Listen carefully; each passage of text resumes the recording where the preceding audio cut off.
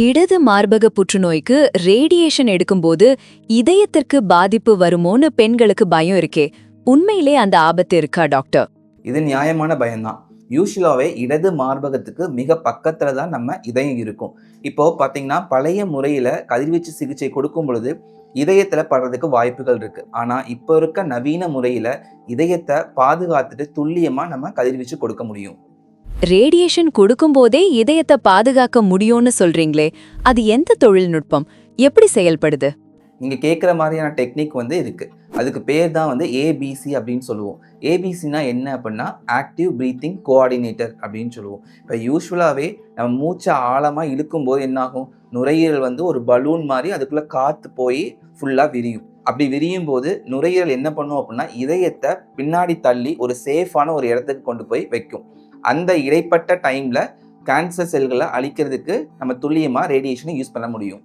நீங்க சொல்ற ஏபிசி முறையில் நோயாளி சிகிச்சை முழுக்க மூச்சை அடக்கி வைக்கணுமா, இல்ல எப்படின்னு கொஞ்சம் எளிமையா சொல்லுங்க டாக்டர். ஆமாம், ட்ரீட்மெண்ட் சமயத்தில் மூச்சு அடக்கி தான் வைக்கணும். யூஸ்வலாக பார்த்தீங்கன்னா இந்த ஏபிசி ட்ரீட்மெண்ட் டைம்னு பார்த்தீங்கன்னா 20 to 30 minutes நடக்கும். ஆனால் இந்த 20 to 30 minutes ஃபுல்லாகவே நீங்கள் மூச்சு அடக்கி வைக்கணும்னு அவசியம் கிடையாது. அந்த 20 to 30 minutes சின்ன சின்ன பகுதிகளாக நம்ம பிரிக்க போகிறோம். எப்படி அப்படின்னா ஒரு 20 to 30 seconds 20லேருந்து 30 வினாடிகளாக நம்ம பிரித்து தான் ரேடியேஷன் கொடுக்க போகிறோம். அப்படிங்கும்போது அந்த 20லேருந்து 30 வினாடிகள் மட்டும் நீங்கள் மூச்சை இழுத்து பிடிச்சிருக்கணும். அந்த சமயங்களில் ரேடியேஷன் நடக்கும். மறுபடியும் ஒரு சின்ன கேப் கொடுப்போம். அதில் நீங்கள் நார்மலான ப்ரீத்திங் பண்ணுவீங்க. அதுக்கு அடுத்து மறுபடியும் ஒரு 20 to 30 seconds நீங்கள் மறுபடியும் மூச்சை இழுத்து பிடிக்கிற மாதிரி இருக்கும். இப்போ யூஸ்வலாக கேட்கும்போது ரொம்ப பயமாக இருக்க மாதிரி இருக்கும். என்னடா நான் 20 to 30 minutes ஃபுல்லாகவே மூச்சு இழுத்து பிடிக்கணுமா அப்படிங்கிற ஒரு பயம் இருக்கும். அப்படி கிடையாது. 20 to 30 seconds அப்படிங்கிறது நார்மலாக எல்லாருமே நம்மளால் பண்ண முடியுது. மூச்சை இழுத்து பிடிச்சிட்டு 20 numbers நீங்கள் கவுண்ட் பண்ணிட்டு மறுபடியும் விடுற மாதிரி தான். அதனால இதில் பயப்படுறதுக்கு ஒன்றும் கிடையாது. 30 வினாடி மூச்சை அடக்கணும்னு கேட்கும்போது கொஞ்சம் கஷ்டமா தெரியுதே. இதுக்கு பயிற்சி கொடுப்பீங்களா?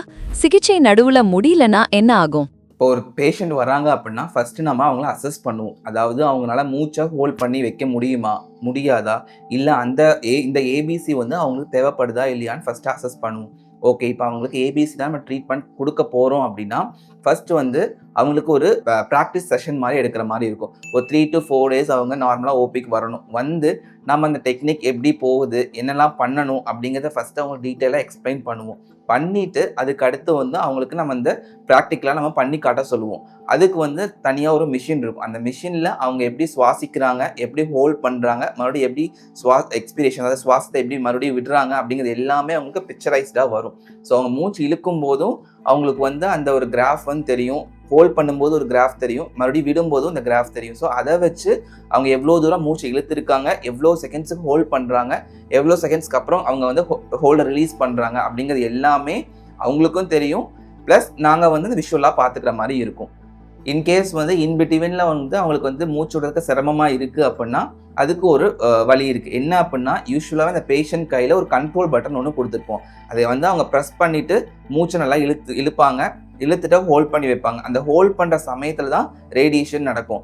அந்த ஹோல்டை ரிலீஸ் பண்ணும்போது அந்த ரேடியேஷன் ஸ்டாப் ஆகும். இன்கேஸ் ஹோல்ட் பண்ணியிருக்க சமயத்துலேயே அவங்களால மூச்சோட சிரமமாக இருக்குது அப்படின்னா அந்த கண்ட்ரோல் பட்டன் ரிலீஸ் பண்ணாங்கனாலே அந்த ரேடியேஷன் ஆட்டோமேட்டிக்காக ஸ்டாப் ஆயிரும். இது 100% பாதுகாப்பாக இருக்கும். எதனால அப்படின்னா ஃபுல் கண்ட்ரோல் பேஷண்ட் கையில் தான் இருக்குது. அதனால சாதாரண ரேடியேஷனுக்கும் இந்த ஏபிசி முறைக்கும் என்ன வித்தியாசம்? மூச்சை அடக்கி சிகிச்சை எடுத்துக்கிறதால கிடைக்கிற முக்கிய நன்மைகள் என்ன? நன்மைன்னு பார்த்தீங்கன்னா கண்டிப்பாக இருக்குது. இப்போ பார்த்தீங்கன்னா இங்கே நமக்கு கார்சினோமா பிரஸ்ட் அதாவது மார்பக புற்றுநோய் அதிக அளவில் இருக்குது. மோஸ்ட்டாக இடது பக்க மார்பக புற்றுநோய் அப்படிங்கும்போது நமக்கு அங்கே ரேடியேஷன் கொடுக்கும்போது நம்ம சொன்ன மாதிரி தான் இதயம் பக்கத்தில் இருக்குது. அப்போ இதயத்தை பாதுகாக்கிறதுக்காக தான் நம்ம இந்த ஏபிசி டெக்னிக் கொண்டு வரோம். இப்போ இந்த டெக்னிக்னால ஹார்ட்டுக்கு போகக்கூடிய டோஸை கம்மிப்படுத்துகிறோம். அப்படிங்கும்பொழுது நமக்கு பின்னாடி வரக்கூடிய லேட் சைடு எஃபெக்ட்ஸ் இந்த டெக்னிக்கில் ரொம்ப கம்மி. முடிஞ்ச அளவுக்கு எவ்வளோ தூரம் கம்மி பண்ண முடியுமோ அவ்வளோ தூரம் இதயத்துக்கு போகக்கூடிய ரேடியேஷன் நம்ம கம்மி பண்ண முடியும். மூச்சு நம்ம நல்லா இழுக்கும் பொழுது இதயம் கீழே போகுது. அப்படி இதயம் கீழே போகும்போது இதயத்துக்கு போகக்கூடிய ரேடியேஷன் கம்மியாகுது. இதுதான் ஃபர்ஸ்ட் பெனிஃபிட். ரெண்டாவது பார்த்தீங்கன்னா அக்யூரசி. என்னன்னா நம்ம மூச்சை ஹோல்ட் பண்ணி வைக்கிறோம். ஹோல்ட் பண்ணி வைக்கும் பொழுது யூஸ்வலாகவே நுரையீரல் அப்படிங்கிறது நம்ம மூச்சு எடுக்கும் போதும் விடும்பொழுதும் அந்த மூமெண்ட்னால வந்துட்டு அதுக்குள்ளே இருக்க கட்டி வந்து மூவ் ஆகிறதுக்கு வாய்ப்புகள் இருக்குது. ஆனால் இந்த ஏபிசி டெக்னிக்கை பொறுத்த வரைக்கும் நம்ம மூச்சை இழுத்து ஹோல்ட் பண்ணி வைப்போம். அந்த ஹோல்ட் பண்ணி வைக்கும் பொழுது அந்த கட்டியானது எங்கேயுமே அசையாமல் ஒரே ஒரு இடத்துல தான் இருக்கும். அப்போது அந்த இடத்த நம்ம டார்கெட் பண்ணி துல்லியமாக நம்ம வந்து கதிர்வீச்செல்லாம் அடிக்க முடியும். அதனால தான் இந்த ஏபிசி டெக்னிக்கில் நமக்கு அக்யூரசி ரொம்ப நல்லாவே கிடைக்கிது. இந்த ஏபிசி தொழில்நுட்பம் யாருக்கெல்லாம் முக்கியம்? எல்லா கேன்சர் நோயாளிகளுக்கும் இது தேவையா? இந்த ஏபிசி டெக்னிக் வந்து யூஸ்வலாக வந்து நம்ம வந்து மார்பக புற்றுநோய்க்கு யூஸ் பண்ணுறோம். இடது பக்கம் மார்பக புற்றுநோய்க்கு. அது போக எந்த உறுப்புகள்லாம் அதிகமாக அசைஞ்சு கொடுக்குதோ, இல்லை நுரையீரல் வந்து சுவாசிக்கும் போது விரியுது, மறுபடியும் மூச்சை விடும் பொழுது சுருங்குது இல்லையா, அந்த சமயங்களில் கட்டி மூவ் ஆகும். ஸோ அந்த கட்டிகளை ட்ரீட் பண்ணும்பொழுது இந்த ஏபிசி டெக்னிக்கை யூஸ் பண்ணலாம். அது போக கல்லீரல் பிரச்சனைகள் இருக்கும் பொழுது, இப்போ நுரையீரல் விரியும் போது கல்லீரல் என்ன ஆகுதுன்னா கீழே தள்ளப்படுது.